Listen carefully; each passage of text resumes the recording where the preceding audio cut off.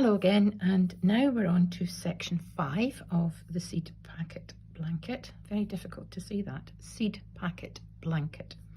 This is section 5, and this is a section where we're back to working in square shapes and attaching them to the blanket.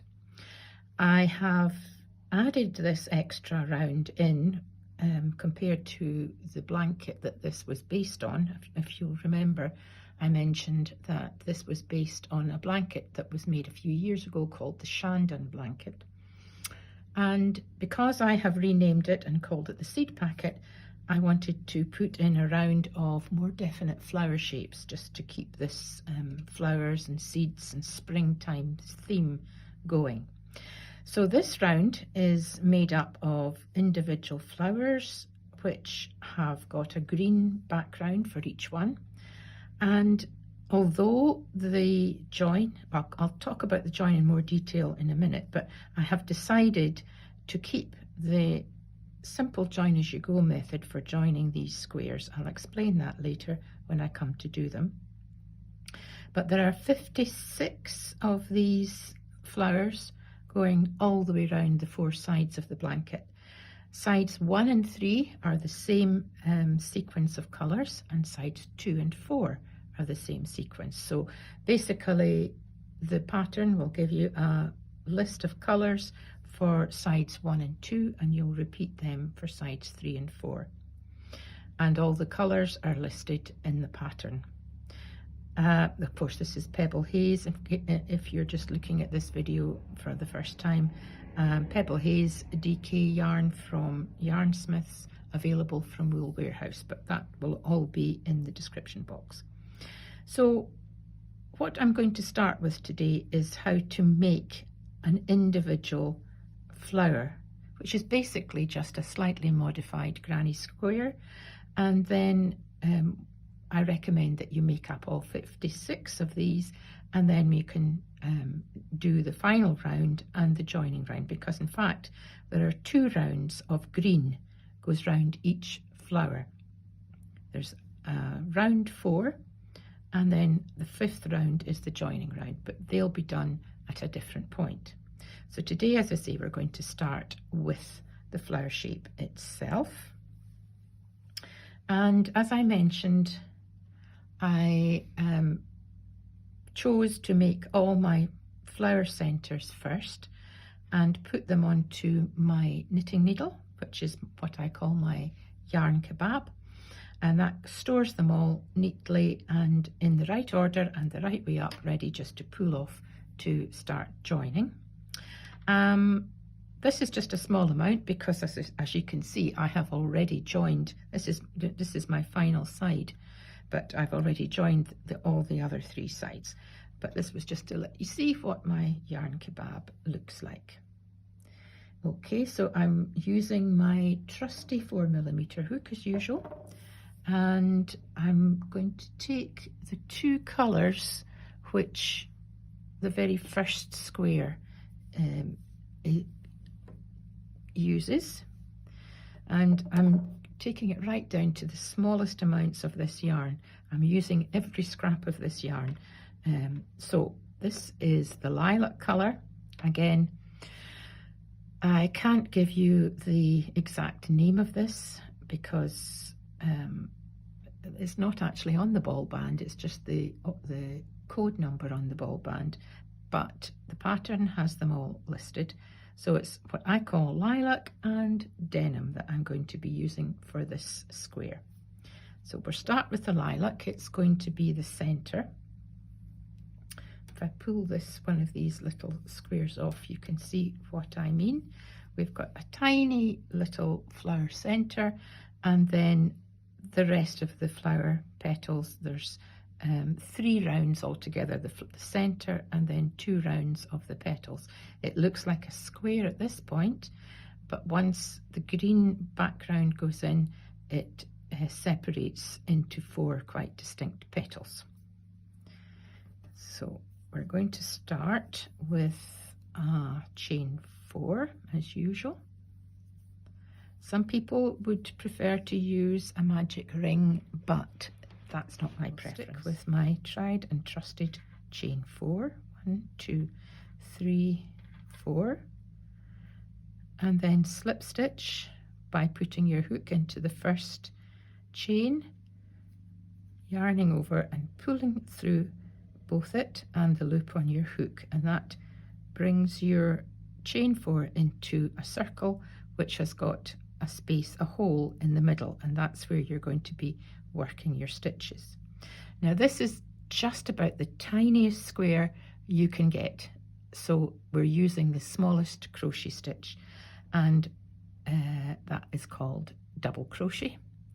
If you're in the US or use US terms, that's a single crochet, but throughout this tutorial I'll be talking in UK terms, so it's double crochet. First of all, chain 1. Now that chain 1 is not in this instance going to count as a stitch. It will be worked over, but it's just to get your yarn to the right height for your first stitch, and then no yarning over. This is a very small crochet stitch. We don't yarn over to start with. You just need to put your hook into that hole in the middle, grab the yarn and pull it through, and then yarn over and pull through the 2 loops. That's a double crochet stitch, and I'll do another one. So I just put my hook into the middle hole, grab the yarn and pull it through, yarn over and pull through the 2 loops on the hook. That's the first side of this very tiny square. So I'm now going to make the corner by chaining 2. 1, 2. And then we can start the second side. I'm going to put my hook in, grab the yarn, yarn over and pull through the 2. So there's going to be 2 double crochet stitches on each side with a chain 2 in between. That's the next chain 2 done. So I'm coming around now and in again, pull up the yarn, yarn over and pull through 2, in again, pull up the yarn, yarn over and pull through 2, chain 2 for the next corner, and we're on to our last side. You can see that the square now has 3 sides and we've just got the 4th one to do. So 1, whoops, old habits there, I yarned over before I put my hook in. Don't yarn over, just put your hook into the center, pull up your yarn, yarn over and pull through 2. Put your hook into the center, pull up the yarn, yarn over and pull through 2. And then all we have to do is chain 2, that's our final corner. And because we didn't count that very first double crochet stitch as not double crochet stitch, the very first chain stitch, we're not counting that, we're just working over it. What you want to do is look for the very first double crochet stitch and put your hook, making sure it goes through both loops, and pull the yarn through that and through the loop on the hook, and that's your center. You can cut the yarn now because we're finished with it and just pull it through, and there you have the center of your flower. Now the next color is the denim blue, and for round 2 I'm going to turn this over onto its reverse side, and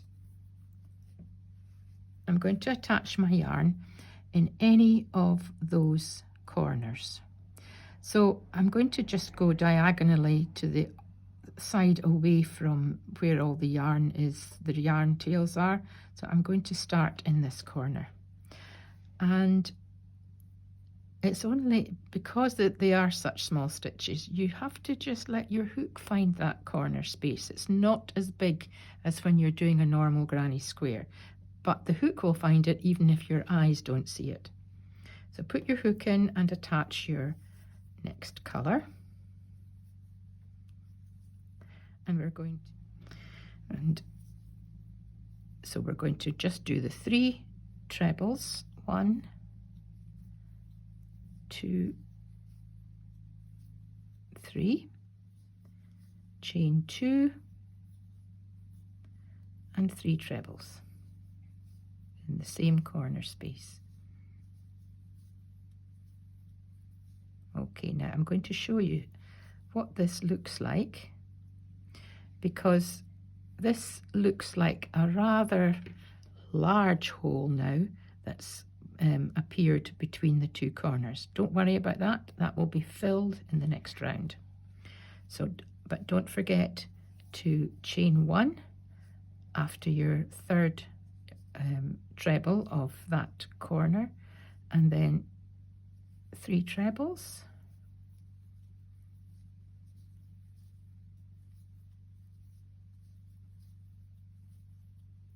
chain 2 and 3 trebles.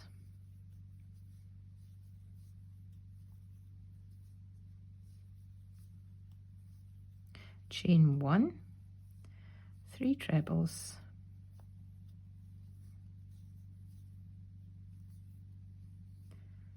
chain 2, 1, 2 and 3 trebles. So this is the last 3 trebles to go in. 1, 2, 3, chain 1, and now remember that this first corner was made the complete corner, so we don't have any more trebles to put into that. You just need to slip stitch into the top of the first chain 2 and you can cut your yarn. So at this point, as I say, it doesn't look anything really like a flower, and it also, I will probably admit that as far as granny squares go, it's not looking like a particularly good granny square. You will find that it wants to curl up, and don't be alarmed about that at all, because that's the way it's supposed to be. You can pop it back again, but it will still want to curl up, and that's basically because we've missed this space out in the sides and we haven't worked into it. But as I say, once you come to put the next round of green into it, it flattens it beautifully, so really don't worry about it at all. Now eventually, when you come to put your next round of green in, you'll be turning your square over onto its reverse side, and you'll do round 4 in the green on the reverse side, and then the joining round will be, which is round 5, will be turned back onto the front again. Now the reason I'm telling you that just now is that I recommend that you take some time once you've made your squares and sew in the ends so that they're all tidied up before you start to attach them to the blanket.